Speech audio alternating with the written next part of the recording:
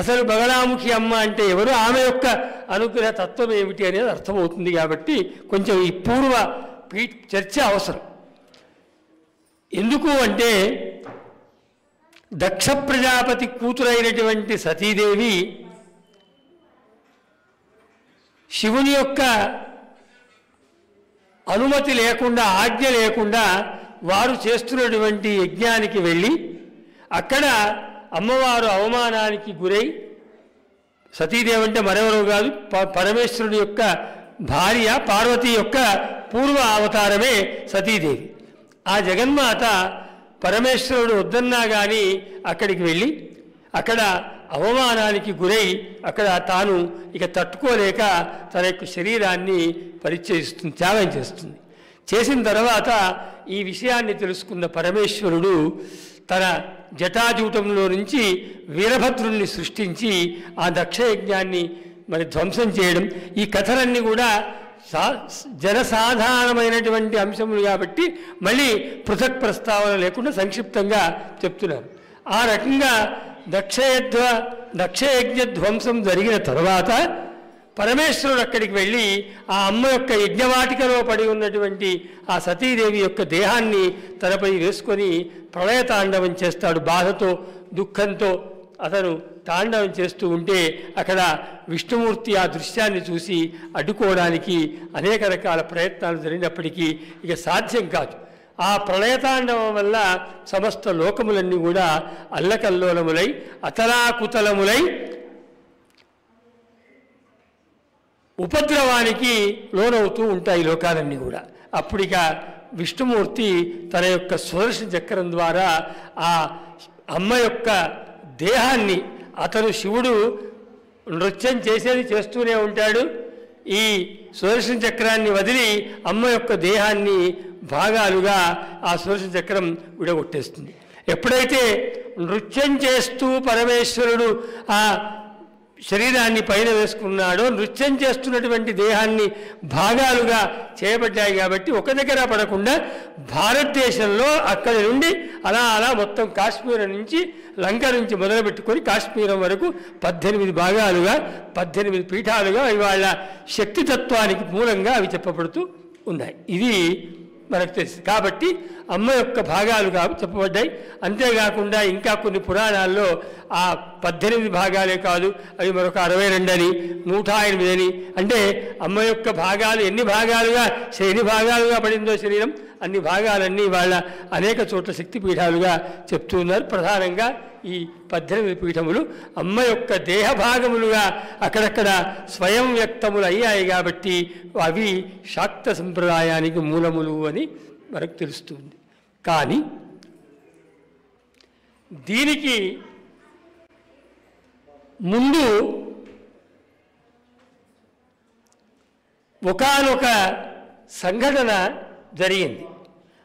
ఆ సంఘటన ద్వారా ఏం జరిగింది అంటే ఈ 18 పీఠములకు కూడా ఇంకా మూలభూతములైనటువంటివి, మరి ఆ శాక్త సంప్రదాయానికి మూలములైనటువంటివి ఉన్నాయి అని తెలుస్తుంది. ఈ గాథ ఆ 10 ఏమిటి, ఆ గాథ ఏమిటి అంటే ఆ 10 దశమహావిద్యలు అని చెప్తారు. 18 శక్తిపీఠముల కన్నా ఇంకా మూలభూతములైనటువంటి శక్తి తత్వములు దశమహావిద్యలుగా చెప్పబడ్డాయి. ఈ గాథ, ఈ దశమహావిద్యలకు సంబంధించినటువంటి గాథ మనకు శ్రీమద్భాగవతంలోను దేవీ భాగవతంలోనూ కూడా చెప్పబడింది. అంతేకాదు శివపురాణంలో ఉమా సంహితలో కూడా ఈ దశమహావిద్యల యొక్క విశేషము, అవతార గాథ చెప్పబడింది.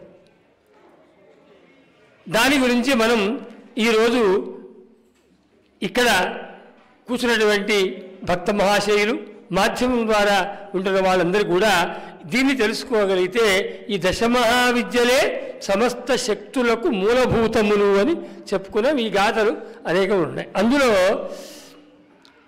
అష్టాదశ పీఠములు శాక్త సంప్రదాయములకు మూలములు. అవి యజ్ఞానికి వెళ్ళాక జరిగాయి. ఏది సతీదేవి యజ్ఞములకు వెళ్ళి అవమానాన్ని భరించిన తర్వాత జరిగింది అని చెప్పుకున్నాం.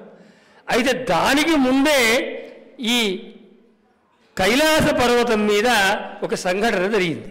ఆ సంఘటన గురించి మనం ఒకసారి అదే మన ప్రవచనాంశము, అదే దశమహావిద్యలు బగలాముఖి యొక్క తత్వం. అప్పుడు ఎందుకు అవి మూలములయ్యాయి, వాటి వల్ల ఏమిటి అని తెలుసుకోవడానికి వీలవుతుంది. కైలాస పర్వతం మీద శివపార్వతులు ఇద్దరు కూర్చున్నప్పుడు, ప్రమథగణాలతో కూర్చొని ఉన్నప్పుడు అమ్మవారు శివుడి వద్దకు వస్తుంది. వచ్చి, పరమేశ్వర, మా తండ్రి గారైనటువంటి దక్ష ప్రజాపతి లోకక్షేమం కోసం బృహస్పతి సవనము అనేటువంటి యజ్ఞాన్ని చేస్తున్నారు. నేను ఇప్పుడే కైలాస పర్వతం ఎత్తుపై ఉంది కదా, నేను కూర్చొని ఉన్నాను. ఆకాశంలో నుంచి బ్రహ్మ సరస్వతి, విష్ణువు మహాలక్ష్మి, ఇంద్రుడు శచీదేవి, అదేవిధంగా యక్ష గంధర్వ కిన్నరాది సమస్త దేవతలు, తర్వాత పితృదేవతలు మొదలైన వాళ్ళంతా కూడా ఆ పైనుంచి ఆకాశంలో వెళ్తూ వాళ్ళు మాట్లాడుకుంటూ ఉన్నారు. ఏంటంటే, దక్ష ప్రజాపతి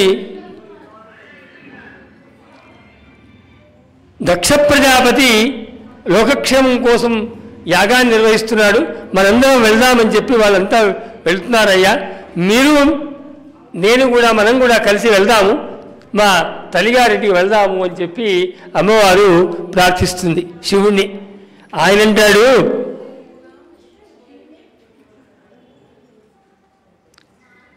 అమ్మా మనకు పిలుపు లేదు అంటాడు పరమశివుడు.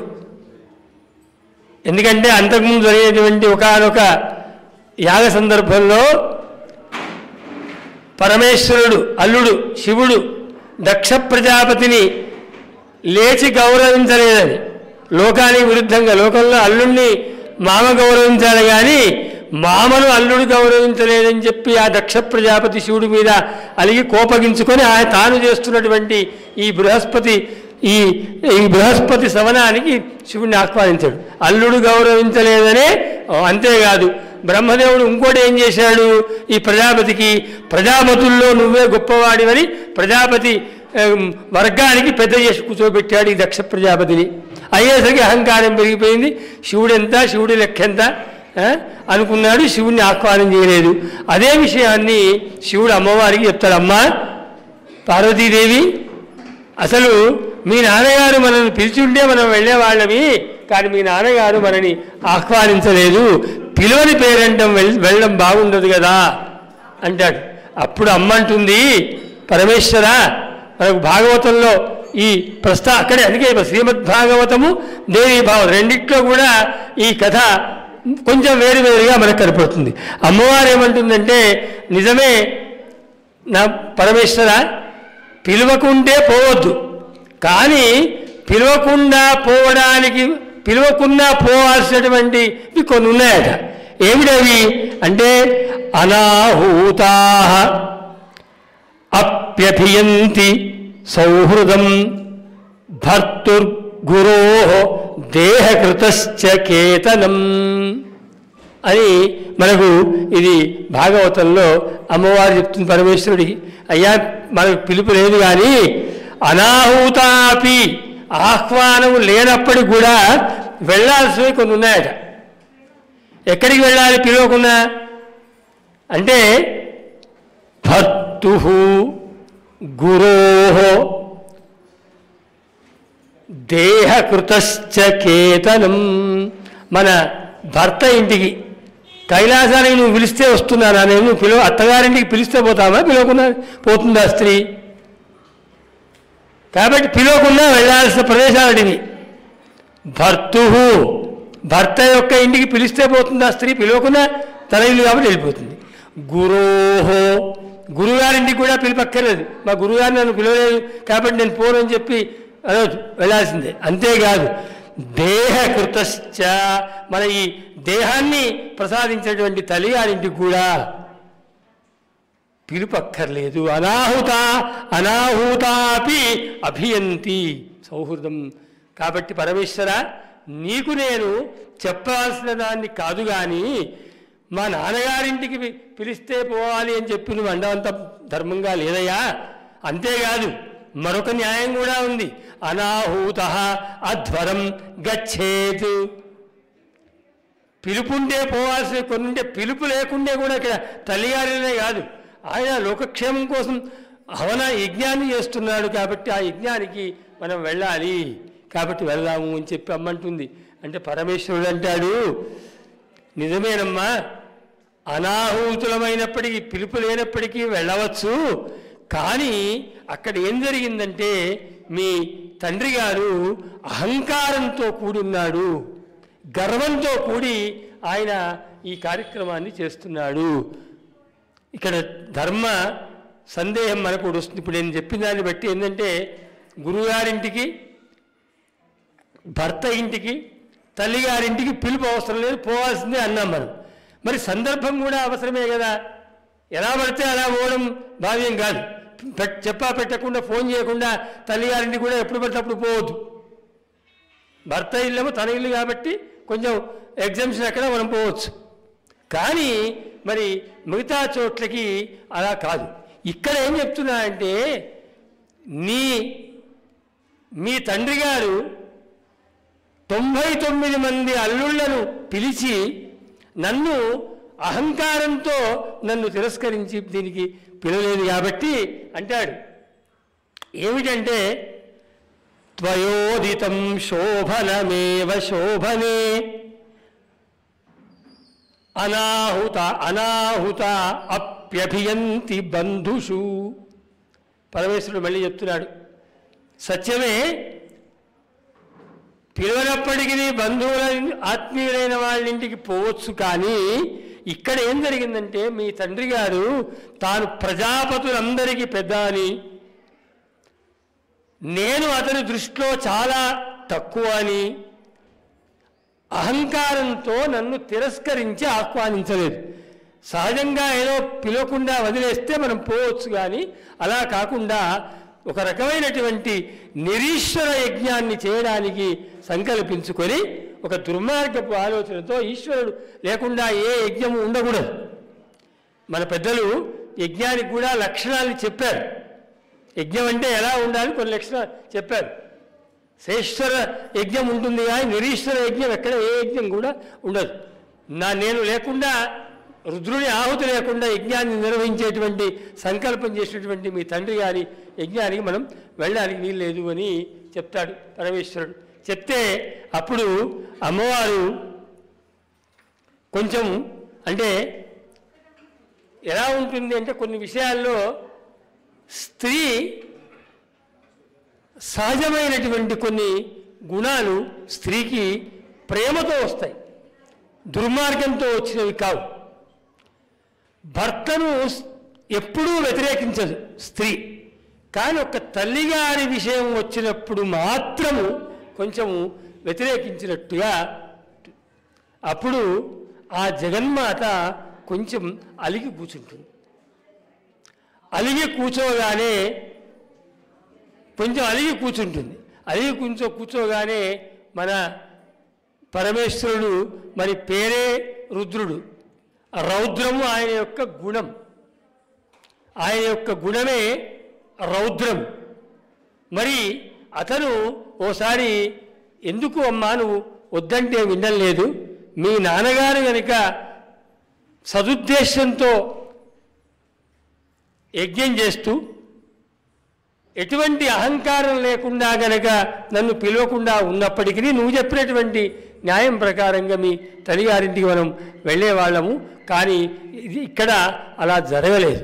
జరగకుండా అహంకారపూరితమైనటువంటి ఒక దుర్మార్గపు ఆలోచనతో నిరీశ్వర యాగాన్ని చేద్దాము అనేటువంటి సంకల్పంతో అతను చేస్తున్నాడు, కాబట్టి మనం వెళ్ళడానికి వీల్లేదని చెప్పి గట్టిగా అతను అంటాడు అని కాస్త రౌద్రాన్ని ప్రదర్శిస్తాడు. ప్రదర్శించగానే అతను పక్క అలా ప్రదర్శిస్తూనే ఉంటాడు. ఒక్కసారిగా అమ్మవారు అంటే అక్కడ శ్లోకాలు చాలా ఉన్నాయి, సమయాన్ని కూడా చూసుకొని వెళ్ళాలి కాబట్టి కథను చెప్పుకొని అమ్మవారి కథలోకి వెళ్దాం. మనం ఏమవుతుందంటే ఆ పరమేశ్వరుడు తన యొక్క రౌద్ర రూపాన్ని చూపించి అమ్మను వారిస్తూ ఉంటాడు. వద్దని చెప్తే నువ్వు అలాగే వెళ్తానంటున్నావు. వేద విహితములైనటువంటి ధర్మాల్ని మళ్ళీ బోధిస్తూ ఓ పక్క ఉన్నావు. ఓ పక్క వేద విహితములైనటువంటి సూత్రం చెప్తున్నావు, మరో పక్క వేద విరుద్ధములైనటువంటి కార్యక్రమాలకి వెళ్ళడానికి నువ్వు నన్ను కాదని ప్రయత్నిస్తున్నావు అని చెప్పి కోపానికి వస్తూ ఉంటేనే జగన్మాత అమ్మవారు ఒక్కసారిగా ఏం చేస్తుందంటే తాను ఒక భయంకరమైనటువంటి రూపాన్ని ఆ శివుడి ముందు ఆవిష్కరింపజేస్తుంది. పరమేశ్వరుడు అలా కోపంతో ఉంటూనే ఉంటాడు. జగన్మాత ఒక్కసారిగా తన యొక్క అప్పటి వరకు తాను భార్య అని పరమేశ్వరుడు భర్త అని ఏదైతే అనుమతి అడుగుతూ ఉందో అవన్నీ పక్కన పెట్టిందమ్మ. అమ్మ పక్కన పెట్టి నా మీద నువ్వు కోపానికి వస్తావా? శక్తి సహకారం లేకుంటే భగవత్పాద శంకరులు సౌందర్యలహరిలో చెప్పినట్టుగా శివశక్త్యాయుక్త యది భవతి శక్త ప్రభవితుం. నువ్వు అసలు నా అంటే స్థాయి దాటింది, భార్యాస్థాయి దాటి శక్తి స్వరూపంలోకి వచ్చినటువంటి జగన్మాత ఏమంటుందంటే నా సహవాసం లేకుంటే శివశక్త్యాయుక్త యది భవతి శక్త ప్రభవితుం నచేదేవం దేవ నఖలు కుశల స్పందితుమపి. భగవత్పాద శంకరులు సౌందర్యలహరిలో ఎప్పుడో చెప్పాడు. పరమేశ్వర మనకెప్పుడో చెప్పాడు, వాళ్ళకు మాత్రం అమ్మవారు ఏముంటుందంటే నా సహకారం లేకుంటే నువ్వు అసలు కదలడానికే వీలు లేదు కదా, అటువంటిది నా మీదే నువ్వు కోపాన్ని ప్రదర్శిస్తావా అని చెప్పి జగన్మాత ఒక్కసారిగా తన యొక్క రూపాన్ని మహోగ్ర రూపంగా ఆ శివుడి ముందు ప్రత్యక్షం చేస్తుంది. చతుర్దశ భువనాలు వ్యాపింపచేసినటువంటి ఒక భయంకరమైనటువంటి రూపాన్ని మన శంకరుడి యందు ఆమె ప్రత్యక్షం చేస్తుంది. ఎప్పుడైతే కళ్ళు మూసుకొని ఉన్నటువంటి అంటే ఒక రకమైనటువంటి అంటే తన మాట కాదంది అనుకునేటువంటి కోపంతో కళ్ళు మూసుకున్న శంకరుడు అమ్మ భయంకరమైన కళ్ళు తెరుస్తుంటే తాను కూడా కళ్ళు తెరిచి ఒక్కసారిగా ఆ రూపాన్ని చూసి ఏమయ్యాడంటే పరమేశ్వరుడు ఇక తానన్నీ మర్చిపోయాడు. మొట్టమొదట జన్మ మరణములు తనకు లేవన్న విషయం కూడా మర్చిపోయాడు. తను పార్వతీదేవి భర్తను అన్న విషయం మర్చిపోయాడు. తనకు పుట్టుక చావులు లేవన్న విషయం కూడా మర్చిపోయాడు. అరచేత ప్రాణాలు పట్టుకొని ఎటో ఒకవైపు పరిగెత్తి తన యొక్క ప్రాణాలని రక్షించుకోవాలి అనేటువంటి ప్రయత్నాన్ని పరమేశ్వరుడు చేస్తూ అటు ఇటు పరిగెడుతున్నాడు. ఆ దృశ్యం చూసి అమ్మ నవ్వింది. నా తోడు లేకుంటే నువ్వు కదలలేవంటే పరిగెత్తి ఎక్కడికి పోతావురా నువ్వు అని జగన్మాత ఆ సందర్భంలో ఏం చేసింది అంటే ఇది మూలమండి. ఏం చేసిందంటే తూర్పున, దక్షిణాన, పశ్చిమాన, ఉత్తరాన 4 దిక్కుల్లో, ఆగ్నేయము, నిరుతి, వాయవ్యము, ఈశాన్యము 4 విదిక్కుల్లో, పైన కింద మొత్తం 4, 2 మొత్తం 10 దిక్కుల్లో తన యొక్క శక్తులను ప్రసరింపజేసి దశమహావిద్యా రూపంలో అవతరించినాయి. అవే కాళీ, తారా, చిన్నమస్తా, శ్రీ విద్య, భువనేశ్వరి, భైరవి, బగలా, ధూమ్రా, మాతంగి, కమలా అని.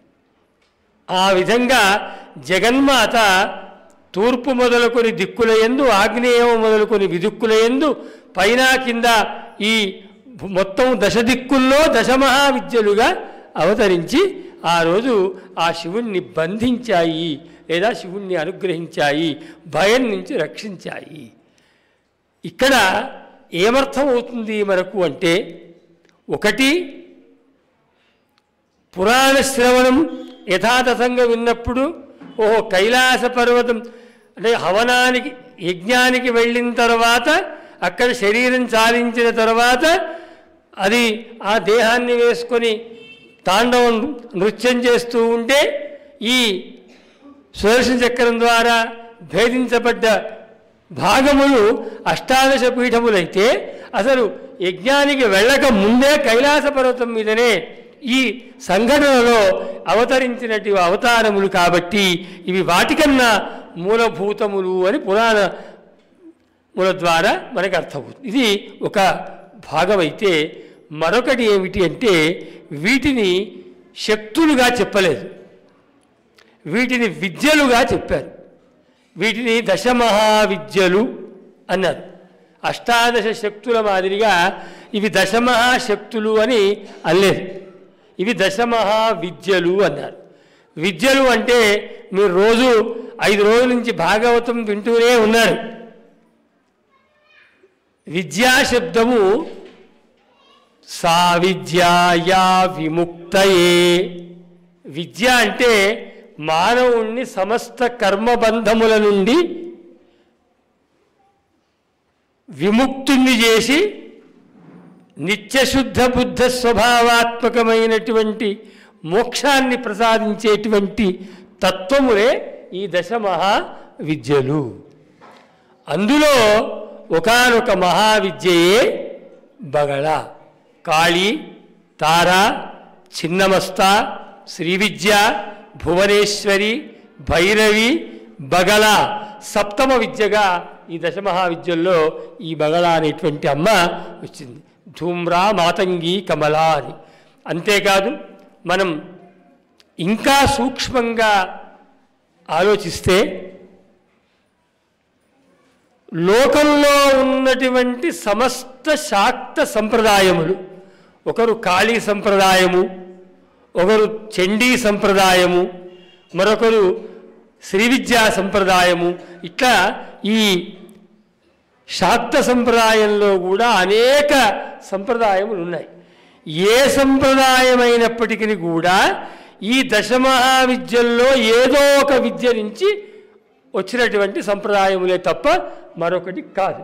కాబట్టే ఈ దశమహావిద్యలే ఈ రోజున అందరము ఆరాధిస్తున్నటువంటి సమస్త శక్తులకు అవి మూలభూతములు. ఎప్పుడైతే మూలాన్ని ఆరాధిస్తామో, మూలాన్ని ఆశ్రయిస్తామో అప్పుడు సమస్తాన్ని మనం ఆశ్రయించిన వాళ్ళమే అవుతాము.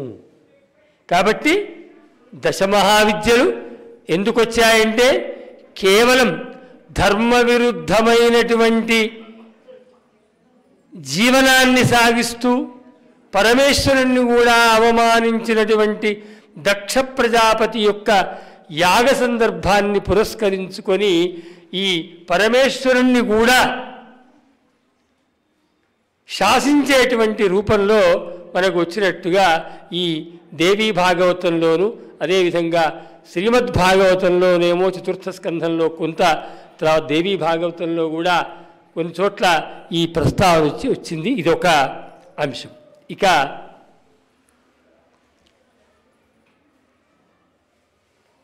శివపురాణం, ఈ కథ తర్వాత శివపురాణంలో చెప్పబడ్డటువంటి ఒక కథ ఈ దశమహావిద్యలు. ఎందుకు దశమహావిద్యలు అంత విశిష్టములైనటువంటివి? దశమహావిద్యల యొక్క అనుష్ఠానం ద్వారా ఏ ఫలితములు ఎందుకు వస్తాయి అంటే సమస్త విద్యారూపములకు మూలభూతములు కాబట్టి వాటి అనుష్ఠానం అత్యున్నతమైనటువంటి అనుగ్రహాన్ని ప్రసాదిస్తుంది అని చెప్పడం ఒకటైతే, ఇక ఇప్పుడు మనం వినబోయే కథ ఏదైతే ఉందో ఈ కథ ఒక రకంగా మనకు జ్ఞానాన్ని కలుగజేసే కథ అని అనుకుందాం. మానవులకి దుర్గముడు అని రాక్షసుడు ఉంటాడు, వాడి పేరు దుర్గముడు. మామూలుగా ఉమాసంహితలో ఎంతవరకు కథ చెప్పబడ్డది అంటే వాడు ఇంద్రాది దేవతల మీద యుద్ధం ప్రకటించి దేవతలని ఏదో చేసి సంహరించి వేదాల్ని దొంగిలించుకొని పారిపోయాడు అనేది అక్కడ కథానిక ఉంది. కానీ వస్తుతః విచారిస్తే ఈ దుర్గముడు అనేటువంటి రాక్షసుడు ఎవడైతే ఉన్నాడో వీడు ఒకానొక సందేహంతో శుక్రాచార్యుల వారిని ఆశ్రయిస్తాడు. ఏమి సందేహం వస్తుంది వాడికి అంటే,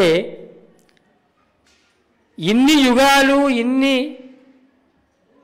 వేల యుగాలు మళ్ళీ పునరావృతమై సైకిల్ చక్రం మాదిరిగా తిరుగుతున్నటువంటి అనేక యుగాల్లో జరుగుతున్న ఏ కథలో కూడా ఎన్నడూ కూడా ఎన్ని యుద్ధాలు జరిగినా ఒక్కచోట మాకు విజయం అనేది ఎందుకు జరగలేదు? ఏ కథ ఏ పురాణం విన్నా సరే మనం చూడండి, దేవతలకు రాక్షసులకు యుద్ధం జరుగుతుంది, చివరికి వస్తే దేవతలు విజయాన్ని సాధిస్తారు, వెళ్ళిపోతారు. వాడికి ఆ సందేహం వచ్చి ఎందుకు ఇలా మాకెందుకు ఈ దుర్గతి పట్టింది అని వాడు శుక్రాచార్యుల వారి దగ్గరికి వెళ్ళి, గురువుగారిని కదా సందేహం వస్తే డౌట్ వస్తే పెద్దల్ని అడగాలి, ఇక్కడ కదా చుట్టుపక్కల ఏమైనా వస్తే మా చంద్రశేషం అడిగేట్టుగా వాడికి గురువు కాబట్టి పాపం గురువుగారి దగ్గరికి వెళ్ళి అడిగాడు, అయ్యా ఏమిటి అసలు అంగట్లో అన్నీ ఉన్నా అల్లున్నోట్లో శని అని అన్నీ ఉన్నాయి మాకు, కానీ ఒక్క యుగంలో చెప్పుకుందామంటే ఒక్క విజయం మాకు లేదు, ఏమిటి మా దౌర్భాగ్యము అని అతను గురువుగారిని అడిగితే గురువుగారు జవాబు చెప్పడం గురువుగారి యొక్క ధర్మం కాదు, గురువుగారు మళ్ళీ ప్రశ్నిస్తేనే జవాబు సరిగ్గా అర్థమవుతుంది. కాబట్టి గురువుగారు ఏం ప్రశ్నిస్తారంటే, లోకంలో ఒకటి కార్యకారణ భావము ఒకటి ఉంది. భాగవతంలో అనేక పర్యాలు మీరు ఉంటారు, కార్యము కారణము, ఫలానా కారణం ఉంటే ఈ కార్యం జరుగుతుంది. చిన్న ఉదాహరణ, మనకు అర్థమైనటువంటి ఉదాహరణ, కుండ ఉంది. కుండ తయారు చేయడానికి మనకి ఏం కావాలి? ప్రధాన కారణం ఏం కావాలి? మట్టి కావాలి. ఇక మట్టి తప్ప ఏమున్నా కుండ మాత్రం కాదు. మీరు బంగారం తెచ్చినా వజ్ర వైడూర్యాలు పట్టుకొచ్చినా కుండ తయారు కావాలంటే మాత్రం మట్టే ఉండాలి. బంగారు కలుషం అయితే అవుతుందేమో కానీ కుండ మాత్రం సిద్ధం కావాలంటే మట్టి దొరకాలి. అంటే ఇప్పుడు మట్టి అనేటువంటి కారణము కుండ అనేటువంటి కార్యానికి కారణమైంది. అలాగే గురువుగారు ఏం ప్రశ్నించారు వాడిని, శిష్యుణ్ణి అంటే, సంతోషమే నీ ప్రశ్న వేస్తున్నావురా నాయన, కానీ ప్రశ్నకు నేను ఒక ప్రశ్న వేస్తాను, అసలు విజయానికి కారణం ఏమనుకుంటున్నావు నువ్వు? విజయం నీకు రావడం లేదంటున్నావు కదా, అసలు విజయానికి కారణం ఏమిటో మొట్టమొదట చెప్పు. విజయానికి కారణం ఏంటో తెలిస్తే నీకు అర్థమైతే నీకెందుకు విజయం రాలేదో అర్థమవుతుంది. అదేంది గురువుగారు అలా అంటారు? మొట్టమొదట చెప్పాలంటే మీలాంటి గొప్ప గురువుగారు ఉన్నారు, అంతకన్నా ఎక్కువ మాకేం కావాలి చెప్పాడు. నవ్వాడు గురువుగారు. ఎందుకంటే ఆ గురువు మాట నిజంగా వాళ్ళు వినుంటే వాళ్ళు అలా ఉండకపోయేవాళ్ళు. ఈ రోజున ఇన్ని అంటే మానవులను ఉద్ధరించేటువంటి దేవతా రాక్షస సంబంధమైన గాథలు వచ్చేవి కాదు. సరే అయిపోయింది. ఇంకా రెండవది ఏం చెప్పారంటే, నాకు తెలిసినంత వరకు డబ్బు ప్రధానమైనటువంటి కారణము, ధనము ప్రధానమైనటువంటి కారణం విజయానికి అనుకుంటున్నాను అంటాడు. గురువుగారు అంటారు, ధనము విజయానికి కారణమని నువ్వు అనుకుంటే అసలు ఇప్పటికీ దేవతలకు ఒక్కరోజు కూడా విజయం రాకుండా ఉండాలి. అష్టదిక్పాలకులు మీ చేతుల్లోనే కదరా ఉంది. అందులో కూడా కుబేరుడు ఉన్నాడు కదా. కుబేరుడు ఏంటి? దేనికమ్మా మనం ఏం చేస్తాం? కుబేరుడు అంతా కూడా అదే కదా. ఇవాళ అందరూ మనం కుబేర వ్రతాలు చేస్తున్నారు కదా. దేనికి చేస్తున్నారు? డబ్బుల కోసమే కదా. మరి ఆయన్నే మీ చేతిలో ఉన్నప్పుడు డబ్బుకు మీకు ఏం కుదవైందిరా? డబ్బు ప్రధానం కాదు, కారణం కాదు. ఇవాళ మనం కూడా చాలామందిని చూస్తున్నాం. మొన్న ఎలక్షన్స్లో అందరూ కోట్లు పెట్టారు, అందరూ గెలవలేదు. కాబట్టి కోట్లు కారణమైతే కాదు, డబ్బు కారణం కాదు బొమ్మన్నాడు. అయ్యా పరమేశ్వర మహాప్రభు డబ్బు కారణంగా అంటున్నావు, మరి ఏం కారణం అవుతుంది విజయానికి? పోని మదబలం కారణం అవుతుందా? అది కూడా మాకే ఎక్కువ కదా. డబ్బు చూద్దామన్నా మాకే ఎక్కువ, మదమైనా మాకే ఎక్కువ కదా. దేవులతో పోల్చుకున్నప్పుడు మాకే బలం ఎక్కువ అని కదా విష్ణుమూర్తి మమ్మల్ని సముద్ర మథనంలో ఆ పక్క పెట్టాడు, దేవతలు అడుపక్క పెట్టి మనం ఫోటోలో కూడా చూస్తాం. దేవతలతో పోల్చుకుంటే రాక్షసుల యొక్క విగ్రహాలు కాస్త బలిష్టంగా కనపడుతూ ఉంటాయి. అలా వేశారు.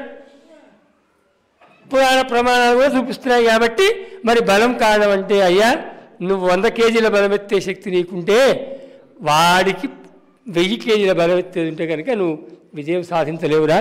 కాబట్టి నువ్వనే మదబలం కూడా ధనబలం కారణం కాదు, మదబలం అంతకన్నా కారణం కాదని చెప్తాడు.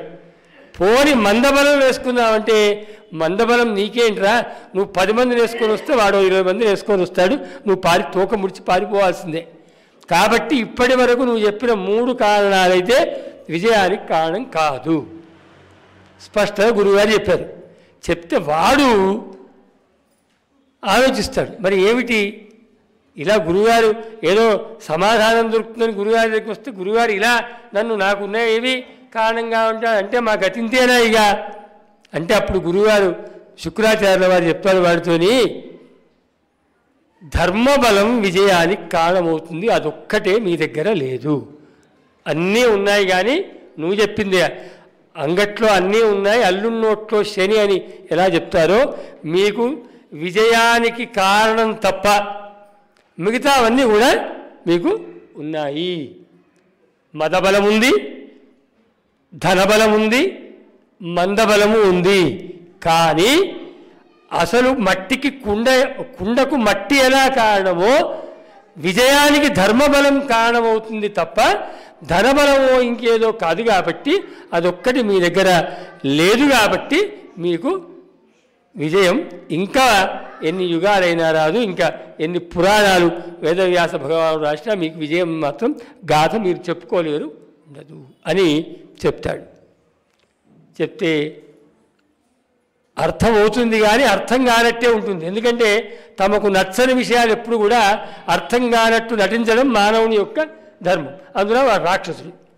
మనం చెప్తే తమకు అర్థం కాలేదు, అతనికి ఇష్టం లేదనుకోండి వినరు, ముందు విన్నా అర్థం కానట్టు ఉంటారు. కాబట్టి వాడికి అర్థం కానట్టే వాడు దుర్గముడు ఉన్నాడు. ఏంది అలా ఏమిటి ఇంకేం సందేహం అంటే మేం ధర్మం చేస్తాం కదనయ్యా అన్నాడు దుర్గముడు. రావణాసురుడు ధర్మానుష్ఠానం చేశాడు, హిరణ్యకశిపుడు చేశాడు, అందరూ ధర్మానుష్ఠానమే చేశారు కదా.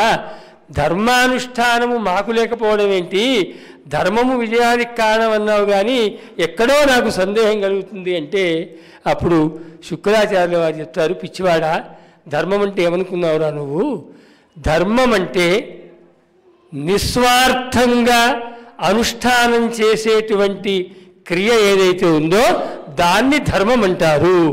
ఇప్పుడు చెప్పు మీ పూర్వీకుల యొక్క మీ తాత ముత్తాతల యొక్క ధర్మానుష్ఠానంలో ఎక్కడైనా స్వార్థరహితమైనటువంటి ధర్మానుష్ఠానం ఉందా? ఏ కథ తీసుకోండి, ఏ రాక్షసుని తీసుకోండి, ఒకడు వాడు చావొద్దని, ఒకడు ఇంకోడిని చంపాలని, ఒకడు వేరే వాళ్ళ భార్య కావాలని, మరొకటి చేయాలని, లేదా ఇంద్రాధిపత్యం కావాలని తప్ప నిస్వార్థమైన ధర్మానుష్ఠానము లేనటువంటి నీ ధర్మము కాదురా పిచ్చివాడ. ధర్మానికి అదో లక్షణం ఉంది. మళ్ళీ ఆశ్చర్యపోవుడు ఆయన వంతు మళ్ళీ, అదేమిటి నాయన స్వార్థం లేకుండా ఎందుకు ఆచరిస్తాం మరి ధర్మానుష్ఠానం ఎందుకు మరి, పూజలు పురస్కారాలు దేనికి అసలు అంటే స్వార్థం అంటే నువ్వు తప్పర్థం చేసుకుంటున్నావురా. శిష్యుడికి ఇంత చెప్తే తప్ప విషయం అర్థం కాదండి. గాథ ఉమాసంహితలో వాడి దాడి చేసిందే కనపడుతుంది, కానీ వాడి వెనక ఇంత దుర్మార్గం వాడు అంటే అప్పుడు అంటాడు ఆయన, స్వార్థరహితము అంటే అర్థము ఇతరుల స్వార్థాన్ని హరించేటువంటి స్వార్థము. బాగా గుర్తుపెట్టుకోండి, ఇది మనందరం నిత్యం ఎదుర్కొనేటువంటి సమస్య. స్వార్థం అనగానే మన కోసం మనం చేసుకోవడం స్వార్థం కాదు. ఒకరు మా పిల్లవాడికి చదువు బాగా రావాలని చెప్పి సరస్వతి ఉపాసన చేస్తారు, తప్పేముంది, అది తప్పు కాదు. ఒకడు ఆర్థికంగా ఇబ్బందులు పడుతున్నాడని చెప్పి లక్ష్మీదేవత యొక్క అనుష్ఠానం, లక్ష్మీ హోమము హవనము చేస్తాడు, తప్పు కాదు. కానీ ధర్మానుష్ఠానం పేరుతో ఇతరుల యొక్క స్వార్థాన్ని హరించడం ఏదైతే ఉందో, ఉదాహరణకు రావణాసురుడు భయంకరమైన తపస్సు చేసి కైలాస పర్వతం ఎత్తి ఏం చేశాడు, శివుని నీ ఆత్మలింగమేమి అని చెప్పి ఆయన ఆత్మను లాక్కుని వెళ్ళడానికి ప్రయత్నం చేశాడు. ఇలా అంటే చెప్తూ పోతే ఏ కథలో అయినా మీ అనుష్ఠానాలు మీ ధర్మాలు ఏవైనప్పటికీ కూడా స్వార్థం అంటే ఇతరుల యొక్క స్వార్థాన్ని హరించే స్వార్థంతో ఉన్నవి తప్ప నిస్వార్థము అంటే ఇతరుల స్వార్థాన్ని హరించకుండా నీకోసం నువ్వు చేసుకునేటువంటి ధర్మం అవుతుంది. అది ఏనాడు మీ రాక్షస జాతి అనుసరించలేదు. కాబట్టి మీకు విజయం అనేది ధర్మానుష్ఠానం లేదు. కాబట్టి అందుకే నన్నయ్య కూడా ధర్మ నిరూఢికి అదంభవృత్తి అని చెప్పడంలో అర్థం అనేకలు కాదు. ఒకటేమో కొద్దిమంది ఆడంబరంగా ధర్మాన్ని ఆచరిస్తాడు, వద్దని అర్థము ఇతరులను ఇబ్బంది పెట్టకుండా ధర్మాన్ని ఆచరించమని ఒక అర్థం. కాబట్టి ధర్మాచరణ చేయాలనే సంకల్పం ఉన్న ప్రతి వాళ్ళు మొట్టమొదట తమ యొక్క ధర్మానికి సంకల్పం, ఆ సంకల్పానికి మూలమేంటో బాగా ఆలోచన చేసుకొని ధర్మానుష్ఠానం మొదలుపెట్టుకోవాలి. కాబట్టి చెప్తాడు, చెప్పగానే చక్కగా అర్థమవుతుంది వాడికి, దుర్గముడికి. ఇది అసలు రహస్యం అమ్మ. ఇక్కడి నుంచి ఉమాసంహిత కథ వాడికి బాగా అర్థమవుతుంది.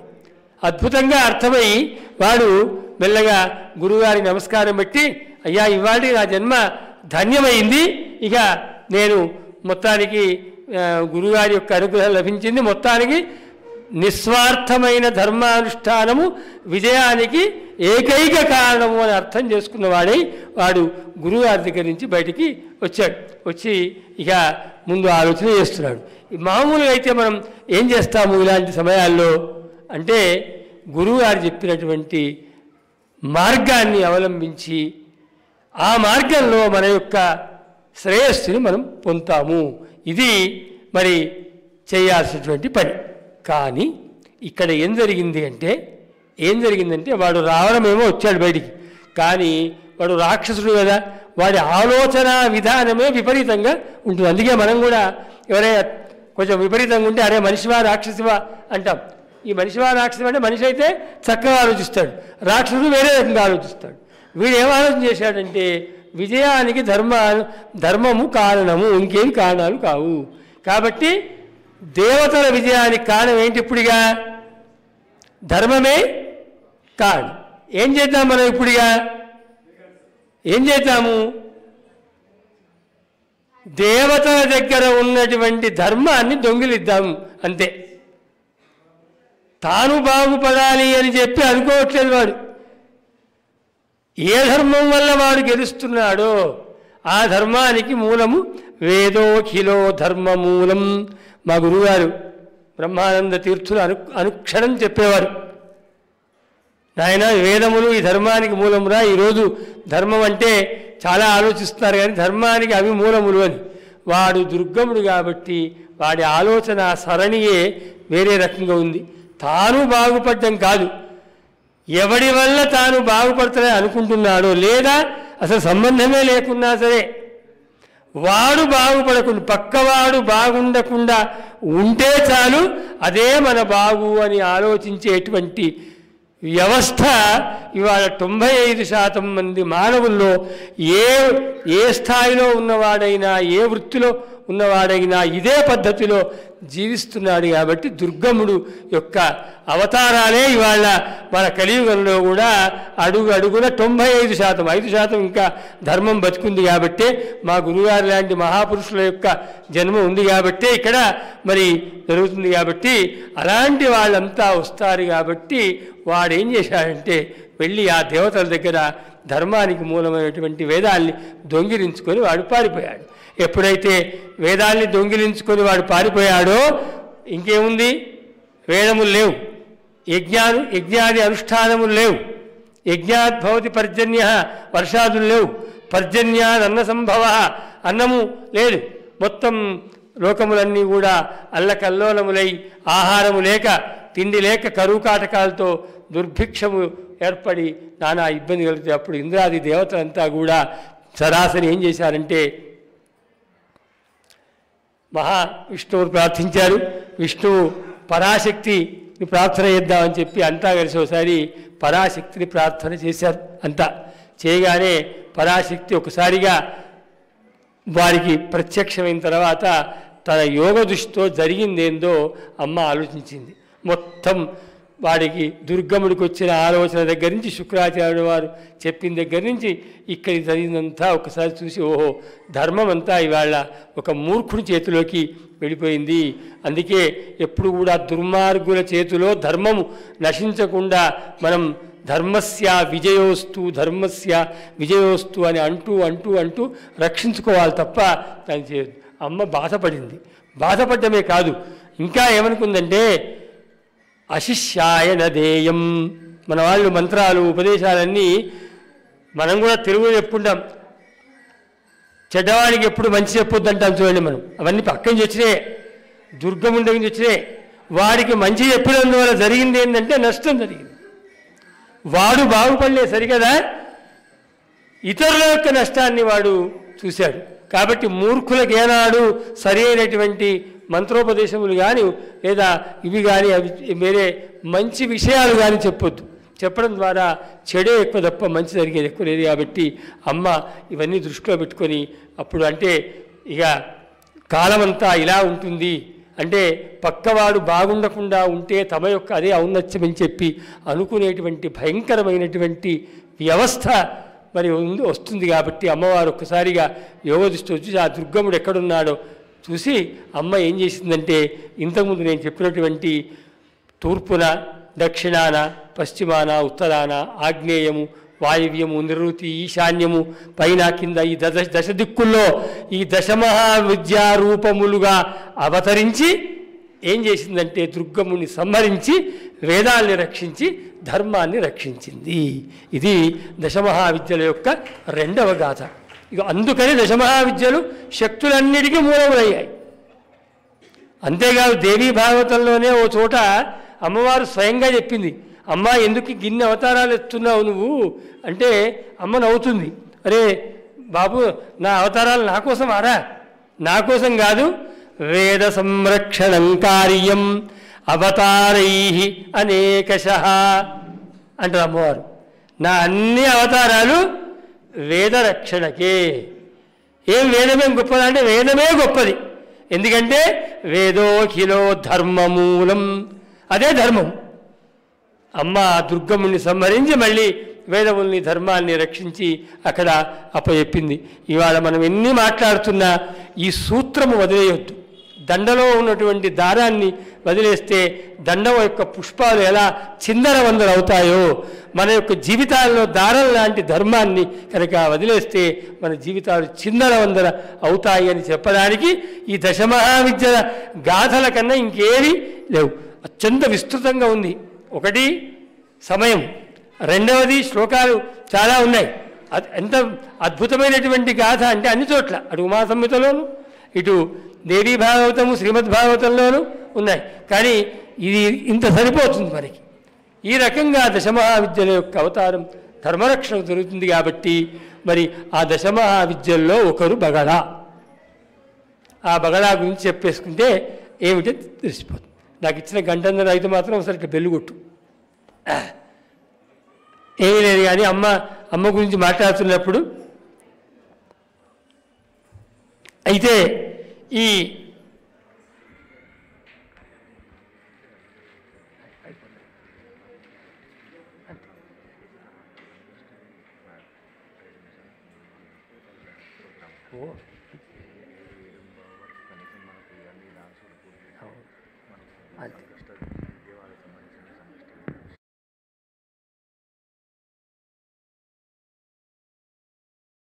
కథ చెప్తున్నాను. నాకు మధ్యలో శ్లోకాలు చూడాలనిపిస్తుంది కానీ ఎందుకో అటు చూస్తే ఇది ఇంక కొంచెం అని చెప్పేస్తూ ఏమీ లేదండి. ఇక ఇది ఇవాళ బగళాముఖి అమ్మవారి గురు. అందులో ఆ దశమహావిద్యలో ఆ అమ్మ ఒకరు. చాలా అంటే మన జీవితాలకు చాలా దగ్గరగా ఉన్నటువంటి శక్తితత్వమే అమ్మది. ఒక పక్క సావిద్యాయా విముక్తై అనేటువంటిది ఉన్నప్పటికీ సాక్షాత్తుగా మానవులకు ఆ శక్తి యొక్క అవసరం అడుగడుగున ఉంది. అందుకే మరి జగద్గురు శ్రీ శ్రీ శ్రీ భారతీతీర్థ మహాస్వామి వారి దగ్గరికి నేను మొట్టమొదటి రోజు వెళ్ళినప్పుడు అసలు వారి దర్శనమే కష్టము అనుకున్నప్పుడు మా దర్శనం వెంకన్న గారు కూడా నాతో పాటు ఉన్నాడు. ఈ క్షేత్ర స్థాపనకు ముందు అనేక రకాల సందేహాలు, అనేక రకాల అనుమానాలు, ఈ లోకంలో బగలాం గురించి చేస్తున్నటువంటి అనవసరమైన ప్రచారాలు ఇన్ని పెట్టుకొని నేను గత 26 ఏళ్ల నుంచి అమ్మవారి యొక్క అనుష్ఠానాన్ని చేస్తున్నాను. నేను తూర్పుగోదావరి జిల్లా విద్యాశాఖాధికారిగా వెళ్ళాను. ఇక్కడి నుంచి డిఓగా 98లో. డిఓ అంటే జిల్లాకి విద్యాశాఖాధికారి. వెళ్తున్నప్పుడు చాలామంది నన్ను ఓసారి ఇలా పట్టుకున్నారు.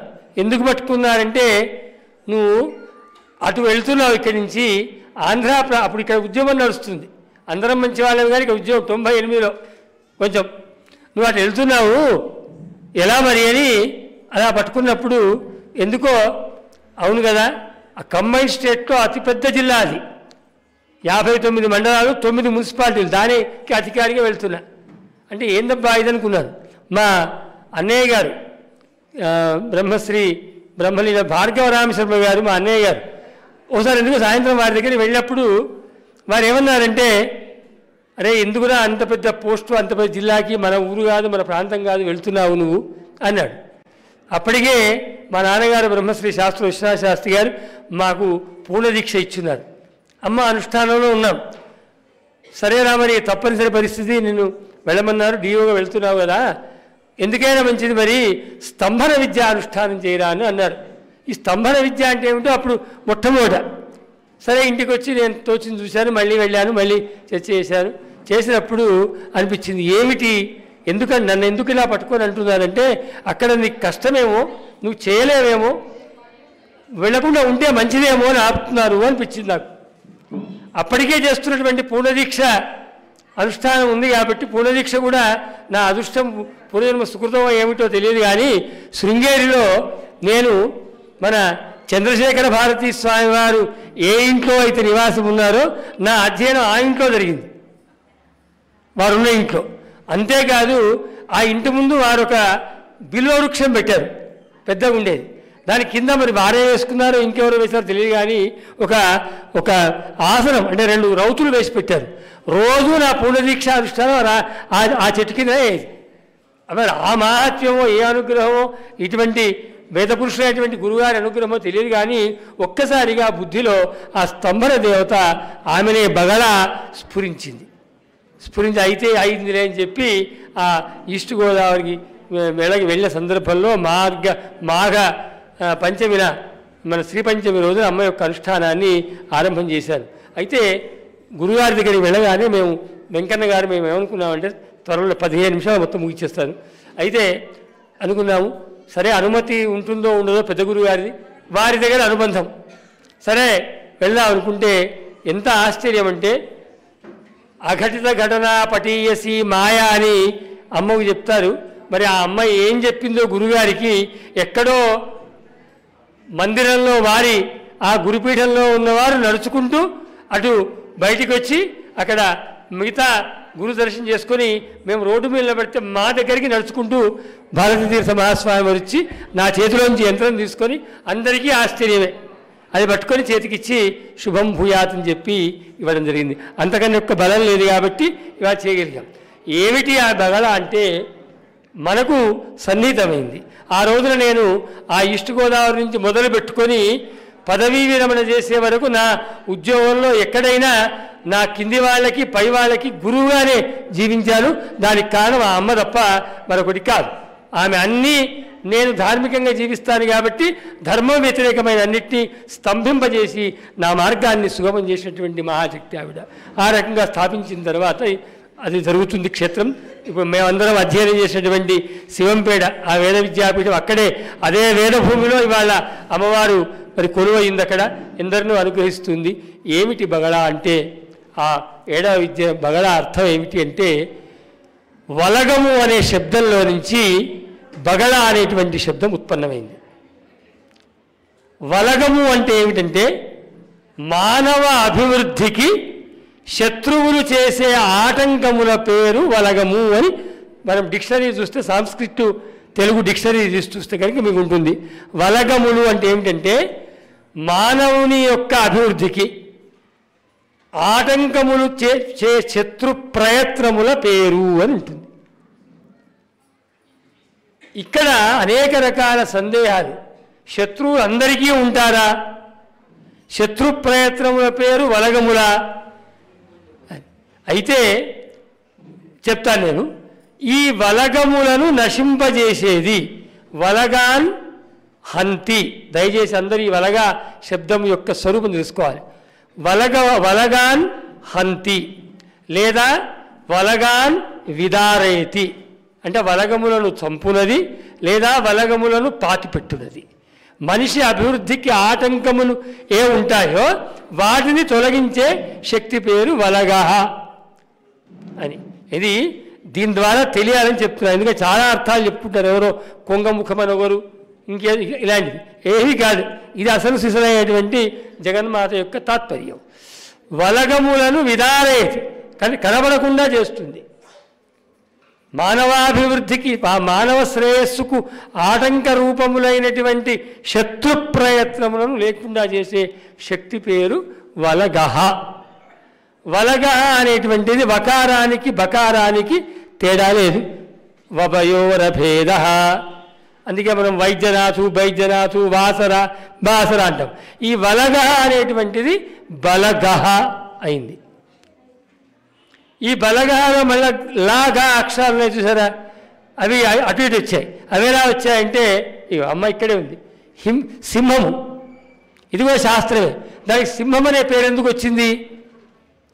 హింసతి ఇది సింహ, హింసించున్నది కాబట్టి సింహమైంది. ఏం కావాలి? ఇది మామూలు అయితే హింసతి ఇది హింస కావాలి దాని పేరు. అక్షరాలు ఏమైనాయి? అటు ఇటు మారే వర్ణం వ్యత్యయము అంటారు. అదే న్యాయం ప్రకారం హింసతి ఇది సింహ అన్న దగ్గర ఎట్లాగైతే హా అవి మారాయో అలాగే ఇక్కడ కూడా ఈ బలగహ అనేటువంటి శబ్దంలో ఉన్నటువంటి గా ఇటు వచ్చి లా ఇటు వచ్చి వా బాయ్ బలగహగా అదే బలగా బగలాగా. అంటే ఇప్పుడు బగలా అంటే అర్థం ఏంటంటే ఇప్పుడు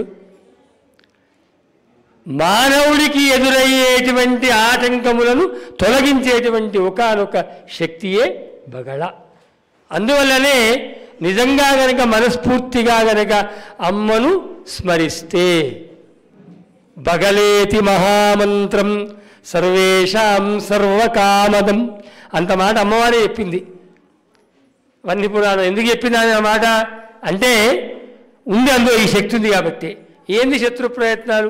మా లక్ష్మీకాంతరెడ్డి మా కాంత లక్ష్మీకాంతరెడ్డి గారే నాన్నగారు సూర్య మీ పేరు లక్ష్మీకాంతరెడ్డి గారు కదా. లక్ష్మీకాంతరెడ్డి గారికి శత్రువు ఎవరు ఉన్నారు? శత్రు ప్రయత్నాలు ఎందుకు ఆటంకం చేయాలి? మగల అమ్మవారి అవసరం ఏమొచ్చింది? శత్రువు అంటే దయచేసి మనతో పోట్లాడేవాడు శత్రువు అనే భ్రమ మొట్టమొదట వదిలిపెట్టండి. వాడు కాదు.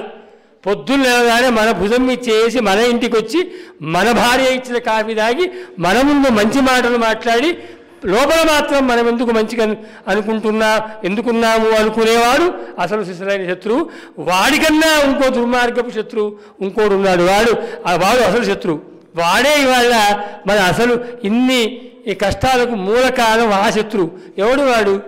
దుష్ప్రారబ్ధము. మా తమ్ముడు అన్నాడు, అన్న అమ్మ కథ ఉంది, అమ్మ కథలో ధర్మానికి ఏముంది? ఇంతకన్నా ఏమక్కర్లేదు. ఆస్తికులు అని మాట్లాడతాం మనం. వాడు ఆస్తికుడు, వాడు నాస్తికుడు. అసలు ఆస్తికుడు అనేది దేవుని ఉద్దేశించి కాదు వచ్చింది, ధర్మాన్ని ఉద్దేశించి వచ్చింది. దుష్ప్రారబ్ధము వాడు అసలు శిశులైన శత్రువు. ఇవాళ మనిషికి రోగం వచ్చినా, పెళ్లి కాకపోయినా, సంతానం కాకపోయినా, సంపద లేకపోయినా, అన్నీ ఉండి అనుభవించే యోగ్యత లేకపోయినా దానికి కారణం పూర్వజన్మ దుష్ప్రారబ్ధము. ఆ ప్రారబ్ధం అనేదే అసలు శిశులైన శత్రువు. ఆ ప్రారబ్ధ ప్రయత్నము దుష్ప్రారబ్ధ ఫలములు ఏవైతే ఉన్నాయో ఏవి లేవు చెప్పండి. ఒక్కొక్క ఇంట్లో నలుగురు ఉంటే 4 సమస్యలు ఉన్నాయి. ఆ 4 సమస్యలు పూర్వజన్మ ప్రారబ్ధములే. ఇంకేం కావాలి? ఈ వలగ శబ్దం చేత ఇది చెప్పబడ్డది. దుష్ప్రారబ్ధం అనే శత్రు ప్రయత్నం ఏదైతే ఉందో ఇవాళ మనం అనుభవిస్తున్నది ఒకడికి రోగంతో, ఒకటి నొప్పుతోని, ఒకటి దారిద్ర్యంతో, ఒకడికి సంతానలేమితోని, ఒకటి వివాహలేమితోని. అందుకే ఇవాళ నా బగళాముఖి అమ్మవారి దగ్గర 18 ఏళ్ళు వివాహమై మొన్న సంతానమైన వాళ్ళు ఉన్నారు. అమెరికాలో నినాక మొన్న కళ్యాణి గారని 12 ఏళ్ళు అయిందమ్మ గాయత్రి. వారు అమ్మ అనుగ్రహంతో ఈ రోజున ఆమె గర్భవతి అయి అక్కడ ముందే చెప్తారు కాబట్టి కడుపులో పుత్ర సంతానం అని చెప్పారట. ఆ బగళా శక్తి కారణం ఏంటంటే ఇవన్నీ దుష్ప్రారబ్ధ జనితములు. ఇవన్నీ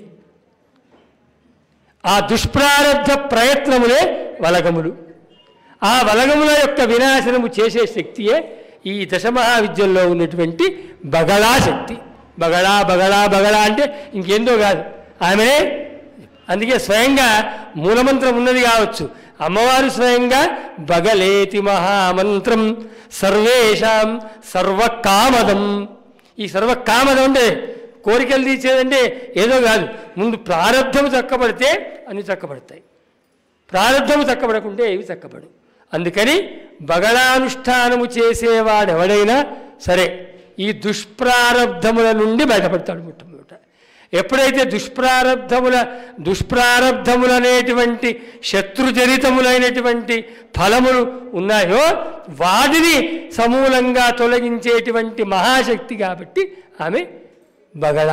వలగాన్ హంతీతి వలగ, వలగహాలో అభయోరభేద అని బలగ అయింది. అందులో లాగా అక్షరములు వర్ణవ్యత్యయమనేటువంటి హింసతీతి సింహావతు అక్షరము వారి బగళ అయింది. అవి ఆమెనే మనకు కనపడుతున్నటువంటి దశమహావిద్యాంతర్గతమైనటువంటి బగళా శక్తి. ఇప్పుడు మానవుల్లో ఈ కలియుగంలో ఈ రోజుల్లో మనకు ఆ శక్తి యొక్క అవసరం ఎంతమందికి ఉంది, ఎంతమందికి లేదు ఒక్కసారి చేతులు ఎత్తండి. ప్రతి వాడికి ఆ బగళా యొక్క ప్రారంభం అనుభవించిన వాళ్ళు ఎవరున్నా చెప్పండి, ఎవరో మహాపురుషులు తప్ప అందరూ ఏదో రూపంలో అనుభవిస్తున్నాం. కాబట్టి నేను చెప్పేది ఏంటంటే అటువంటి అందుకు కూడా దశమహావిద్యలు మరి ఈ రకమైనటువంటి అనుగ్రహ విశేషం కలిగినవి కాబట్టి ఇది బగళ. ఈమెకు 2-3 విశేషాలు ఉన్నాయి, అవి చెప్తే ఆ బగళా అది అయిపోతుంది. ఆమె ఒకటే మాట చెప్తుంది అమ్మవారు దక్షిణామూర్తి కల్పంలో, నతస్య శత్రవః కోపి. శత్రువు అంటే మళ్ళీ విలయం తీసుకోవాలి మనం. ఇవి కాకుండా మళ్ళీ ఇంకోటి ఉంది, వేదాంత అంటే అద్వైతపరంగా చెప్పాలంటే మళ్ళీ అరిషడ్ వర్గం ఉంది. కామ క్రోధ లోభ మోహ మదమాత్సర్యములు అనేటువంటి శత్రువులు కూడా సంహరించేటువంటి మహాశక్తి అని కూడా ఉంది. సరే, అవన్నీ ఇంకా విస్తృతార్థంలో చెప్పుకోవాలి. శ్రీమద్ భాగవతం 7 రోజులు చెప్పినట్టుగా ఈ భాగవతంలో ఉన్నటువంటి ఈ దశమహావిద్యల యొక్క కథ, తర్వాత బగళా కథ కూడా చెప్పుకునేంత సమయం ఉంది. అది ఇప్పటికైతే ఇలా సాగుతుంది. నేను కూడా ఇంకా, ఎందుకంటే నేను కూడా అందులో పిల్లవాడినే, నేను అక్షరం నేర్చుకుంటున్న వాడినే కాబట్టి మరి అమ్మవారిది. ఈ అమ్మవారు ఎట్లా వచ్చింది, ఏమిటి అమ్మవారి విశేషమో చెప్తే అయిపోతుంది. అయిన తర్వాత ఇక ఒక 2 నిమిషాలు గణపతి గురించి అందరూ చేసాయి కాబట్టి చెప్పి మనం ముగిద్దాం. కృతయుగంలో ఓసారి ఒక భయంకరమైనటువంటి తుఫాను వస్తుందండి. పురా కృతయుగే నామ వాతక్షోభ ఉపస్థితే. ఒక భయంకరమైనటువంటి సైక్లోన్. అది ఎలా ఉందంటే ఇవాళ మనం అనుభవిస్తున్నటువంటి ఈ సైక్లోన్తో ఒక 10 రెట్లు 20 రెట్లు ఎక్కువ వాతక్షోభం అన్నారు దాని పేరే. వచ్చినప్పుడు దేవతలంతా సృష్టి స్థితి లయములకు బ్రహ్మ విష్ణు మహేశ్వరులు కారణం కదా, స్థితికారకుడు విష్ణువు కాబట్టి స్థితికి భంగం ఏర్పడ్డదని చెప్పి అందరూ విష్ణువు దగ్గరికి పోయి ఆ మహావిష్ణువుని ప్రార్థిస్తే విష్ణువు ఈ ఉపద్రవం నుంచి, ఈ ఉత్పన్నమైన తుఫాన్ నుంచి మరి నేను రక్షించే శక్తి నాకు లేదు, నేను తపస్సు చేస్తే పరాశక్తి యొక్క అనుగ్రహం అయితే తప్ప కుదరదని చెప్పి వారు ఆ మహావిష్ణువు తపస్సు చేద్దామని వెళుతూ ఉంటే వారికి ఒక చోట ఏం కనపడుతుంది అంటే ఒక పసుపు నీటి కందకం కనపడుతుంది. పసుపు నీటి కందకాన్ని చూడగానే ఆశ్చర్యపోతారు వారు. పాల సముద్రం ఉంది కాబట్టి పక్కనెక్కడో పాల కందకం ఉండొచ్చు, నీళ్ళ కందకాలు ఉండొచ్చు, కానీ ఈ పసుపు నీటి కందకం ఏమిటి అని వారు ఆశ్చర్యపోయి మహావిష్ణువు ఓ నిమిషం ఉంటే జగన్మాత బుద్ధిలోకి వచ్చి అరే ఇదే నువ్వు తపస్సు చేసుకునే ప్రదేశము అని చెప్తే అక్కడ కూర్చొని ఆయన కొన్ని వేల సంవత్సరములు తపస్సు ఆచరిస్తాడు మహావిష్ణువు. ఆచరిస్తే తపస్యయాచ సంతుష్ట మహాత్రిపుర సుందరి. ఆ జగన్మాత ఆ విష్ణువు యొక్క తపస్సునకు సంతుష్టురాలై మహాపీత హ్రస్యాంతే సౌరాష్ట్రే బగళాంబిక. ఆ పసుపు నీళ్లల్లో ఆ పసుపు యొక్క రూపంలోనే ఈ బగళాముఖి పరాంబికా దేవత అవతరించింది అని ఇది తంత్రశాస్త్రంలో మనకు చెప్పబడ్డది. మహావిష్ణువు దేవతలకు ఏర్పడ్డ ఉపద్రవాన్ని తొలగించడం కోసం ఆయన తపస్సు చేస్తే తపస్సుకు మెచ్చినటువంటి ఆ పరాశక్తి ఆ పసుపు కందకంలో మహాపీతహృదస్యాంతే సౌరాష్ట్రే బగళాంబిక అని ఆ పసుపు నీళ్ళల్లో అమ్మ ఆవిర్భవించింది. ఆవిర్భావమే ఎలా జరిగింది అమ్మవారిది అంటే బ్రహ్మాస్త్ర విద్య సంజాత త్రైలోక్య స్తంభిని పరా. స్తంభన బ్రహ్మాస్త్ర విద్యగా స్తంభన దేవతగా ఆవిర్భవించింది. అంటే ఏమిటి అంటే ఇంతకుముందు చెప్పా కదా, ఏ ఉపద్రవమునైనా అమ్మ స్తంభింపజేస్తుంది. అందుకే మీరు బగళాముఖి విగ్రహాన్ని చూస్తే ఓ చేత నాలుక పట్టుకొని ఉంటుంది. ఆ నాలుక పట్టుకోవడం దేనికి సింబల్ అంటే అది ఒక స్తంభనానికి. అంటే ఒక మనిషి నాలుక పట్టుకుంటే ఎలా అయితే ఆగిపోతాడో ఈ అమ్మ అనుగ్రహం పొందిన వాడి యొక్క వ్యతిరేక శక్తులు స్తంభించబడతాయి. వ్యతిరేక శక్తులు అంటే మళ్ళీ ఏదో అనుకోకండి, ఈ మధ్య కాలంలో ఏమైపోయిందంటే మీరు సోషల్ మీడియా ఓపెన్ చేసి చూస్తే ప్రమాదం చాలా ఉంది. దానికి కారణం కూడా నేను పదే పదే చెప్తున్నాను. ఇవాళ సోషల్ మీడియాలో అన్ని మంచి విషయాలు వస్తున్నాయండి. ఏదో హార్ట్కి సంబంధించిన ఆపరేషన్ గురించి వస్తుంది, వచ్చి కింద ఏం పెడతారంటే దయచేసి ఇది ఎవరు చేసుకోవద్దండి ఇది అంటే సుశిక్షిత డాక్టర్ చేయాలంటాడు. ఓ పెద్ద బిల్డింగ్ కన్స్ట్రక్షన్ కూడా ఇస్తాడు, ఇచ్చి మళ్ళీ కింద సూచనలు పెట్టి మళ్ళీ ఏం పెడతాడు, దయచేసి పొరపాటున ఇది ఎవరు ప్రయత్నాలు చేయకండి, ఇది సుశిక్షితులైన ఇంజనీర్లే చేస్తారు అని చెప్పి పెడతారు. అన్నీ పెడతారు. కానీ మన దురదృష్టమేందో కానీ ఈ వేదాలు మంత్రాలు మాత్రం ఏమి పడితే సోషల్ మీడియాలో పెడతారు. కింద ఏమి సూచనలు ఉండవు. అందరు ఎవరిష్టం వచ్చినట్టు వాళ్ళు దాన్ని చదువుతారు. మంచో చెడో వాడికి తెలియదు, వీడికి తెలియదు.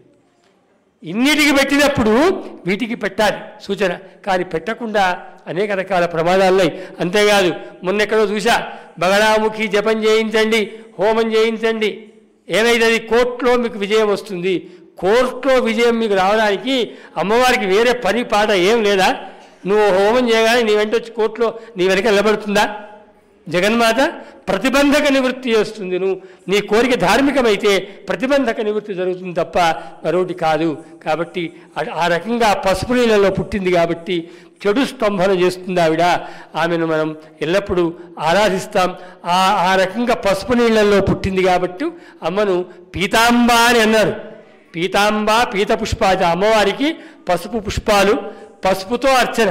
మిగతా అందరు అమ్మవార్ల కుంకుమార్చన, ఒక్క పీతాంబ ఈ బగళాముఖి అమ్మవారికి మాత్రము అద్భుతంగా మరి పసుపుతో అర్చన, పసుపు వస్త్రములు, పసుపు కొమ్ములతో హోమము, ఇవి సాంప్రదాయిక విధానాలుగా వచ్చాయి. ఈ రకమైనటువంటి జగన్మాత యొక్క చరిత్రను అన్న సమయం ఉన్నంతలో చెప్పుకొని మనం తెలుసుకున్నాం. కాబట్టి ఆ బగళాముఖి అమ్మవారి చరిత్ర తత్ మూలభూతమైనటువంటి దశమహావిద్యల యొక్క ఈ విషయాల్ని సంక్షిప్తంగానైనా తెలుసుకొని తరించినటువంటి ఇక్కడ కూర్చున్న భక్తజనులు, అదేవిధంగా ఈ దర్శనం మాధ్యమం ద్వారా మరియు ఇతర మాధ్యమాల ద్వారా చూస్తున్నటువంటి భక్తులంతా కూడా ఆ బగళాముఖి పరిపూర్ణ అనుగ్రహంతో అన్ని ప్రతిబంధకాలను స్తంభింపజేసుకొని తమ మార్గాన్ని సుగమం చేసుకోవాలని చెప్తూ బగళాముఖి దాన్ని ముగిస్తున్నాను. ఒక్కటే ముక్క, ఈరోజు సంకష్ట చతుర్థి. దీనికి ఇంకా గొప్పగా ఎక్కువ చెప్పాల్సిన అవసరం లేదు, ఒకే ముక్క చెప్పి, ఎందుకంటే కార్యక్రమాలు చాలా ఉన్నాయి కాబట్టి. సర్వంచైవ గణాధిపాత్, అన్నీ గణపతితో వస్తాయట. అన్నీ ఎందుకు వస్తాయండి? పైసలు అమ్మవారు లక్ష్మిస్తుంది, చదువు శారదిస్తుంది కదా. సర్వంచైవ గణాధిపాత్, ఎందుకు సర్వమేంటి, ఎందుకు ఇలా చెప్తున్నాయంటే మీరు చూడండి, అన్ని కర్మానుష్ఠానాలు, అందుకే సంక్షిప్తంగా ముగిస్తున్నాను. అన్ని కర్మానుష్ఠానాలు ఎలా ఉంటాయంటే ఫలానా అనుష్ఠానం చేస్తే ఫలానా ఫలితం వస్తుంది, ఫలానా పూజ చేస్తే ఫలానా వస్తుంది, ఫలానా చేస్తే వస్తుంది అని శాస్త్రం ఉంటుంది.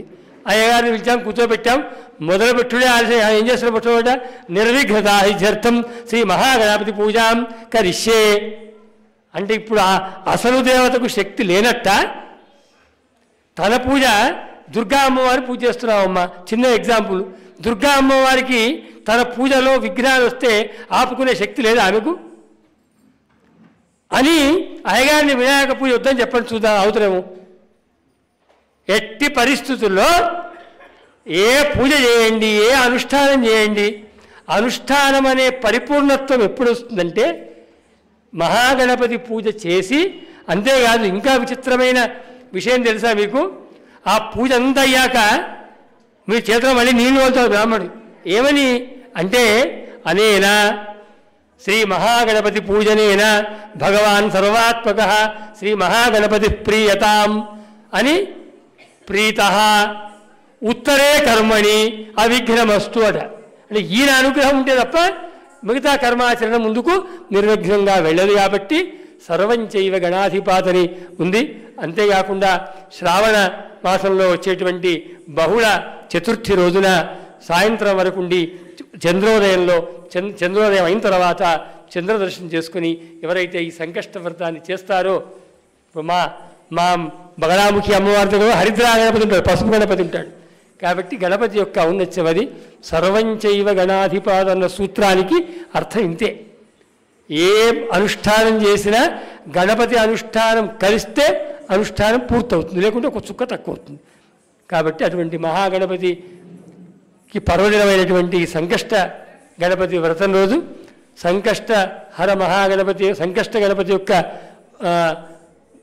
ఉపవాసం చేసి వ్రతమాచరిస్తున్న అందరూ కూడా ఆ గణపతి యొక్క అనుగ్రహాన్ని పొందాలని, అన్ని సంకష్టహర గణపతి యొక్క అనుగ్రహంతో అన్ని విఘ్నాలు తొలగించుకోవాలని చెప్పి ప్రార్థిస్తూ హర హర మహాదేవ హర.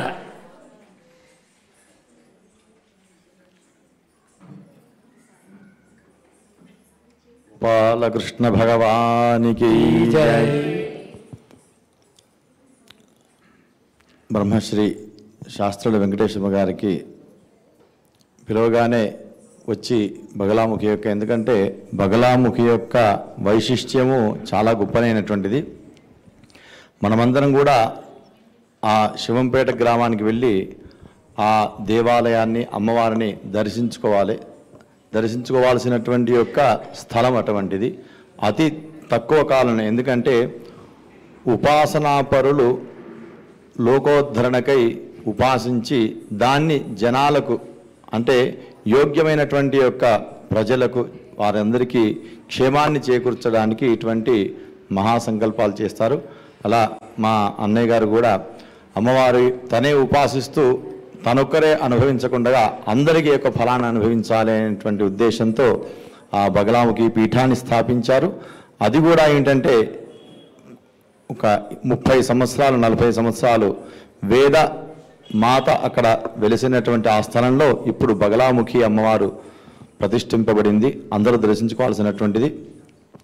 చాలా సమయం ఇద్దాం అనుకున్నాం, కానీ ఎందుకో అనుకోకుండా చాలా అంటే గణపతి సంకష్టి అప్పుడు సంకష్టి చతుర్థి ఆయనను విడిచిపెట్టమని చెప్పుకున్నందుకు అయిందా తెలియదు, కానీ కొంచెం సమయం ఆలస్యంగా ప్రారంభమైంది.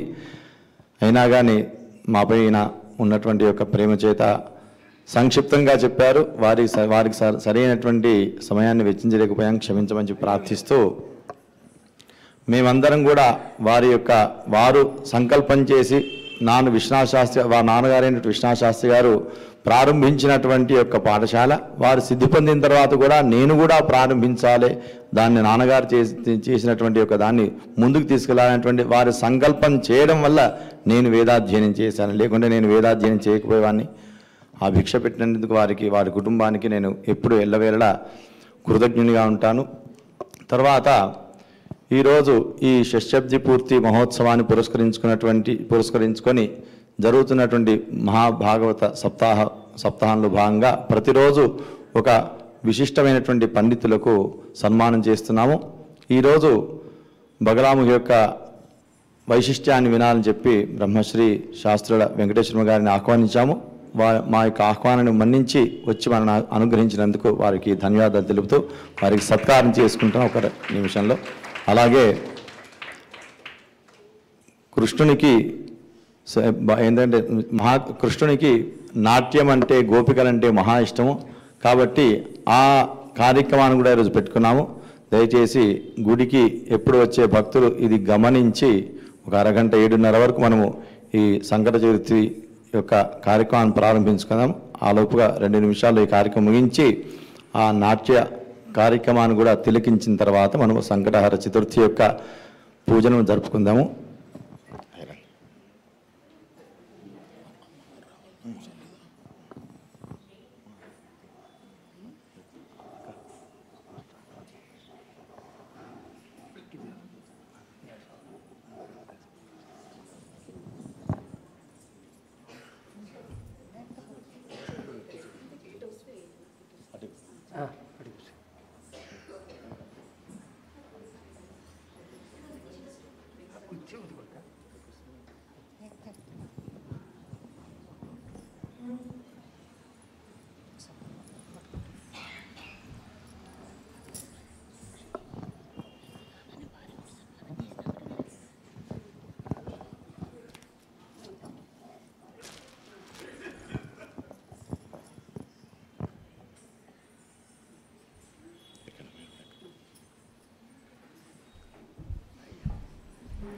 ఓం నమో బ్రహ్మణ్యదేవాయ గోబ్రాహ్మణహితాయ చ జగద్ధితాయ కృష్ణాయ గోవిందాయ నమో నమః. ఆదివ్యాధిహరం నృణాం మృత్యుదారిద్ర్యనాశనం శ్రీపుష్టికీర్తిదం వందే విప్రశ్రీపాదపంకజం. విప్రోఘదర్శనాత్ సద్యః క్షీయంతే పాపరాశయః. వందనాన్ మంగళావాప్తిరర్చనాదచ్యుతం పదం.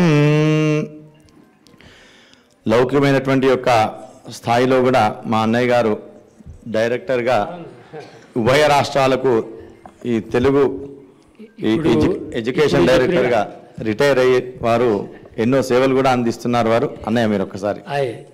నా పేరు శాస్త్ర వెంకటేశ్వర శర్మ.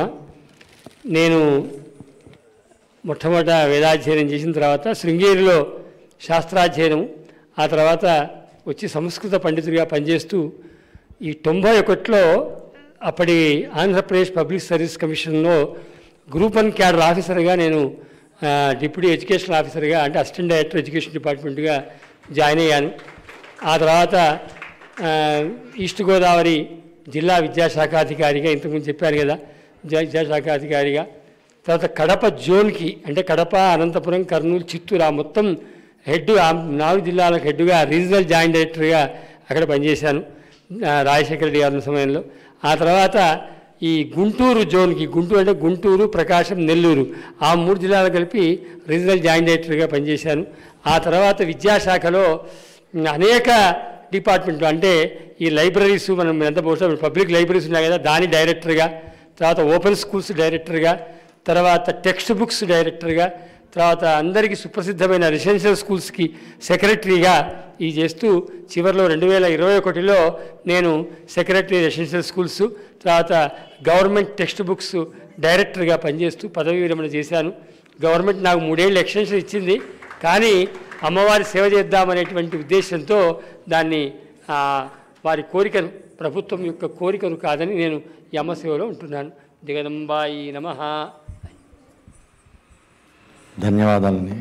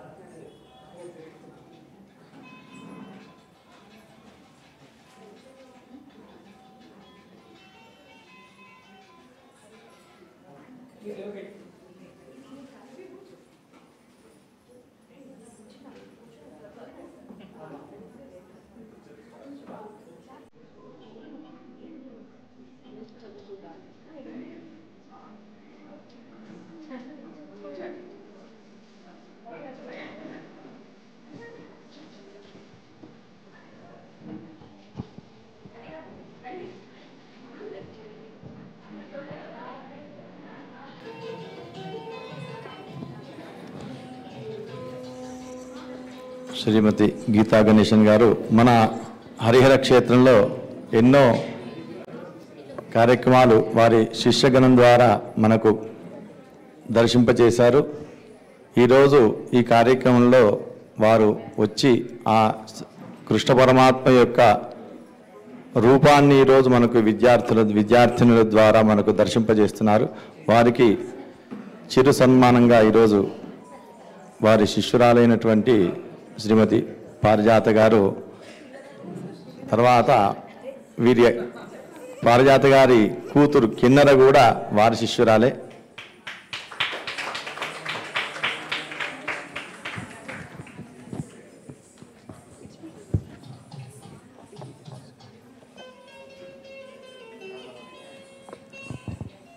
అందరూ గట్టిగా చప్పట్లు.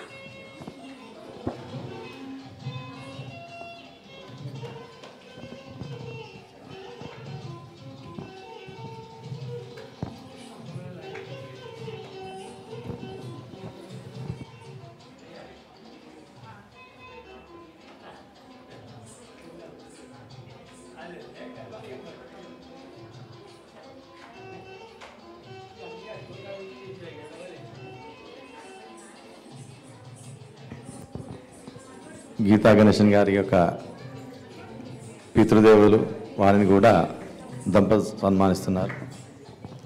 నాన్నగారు అంటే ఇక్కడ ఉన్న వాళ్ళందరిలో I think he's the oldest, is 90+.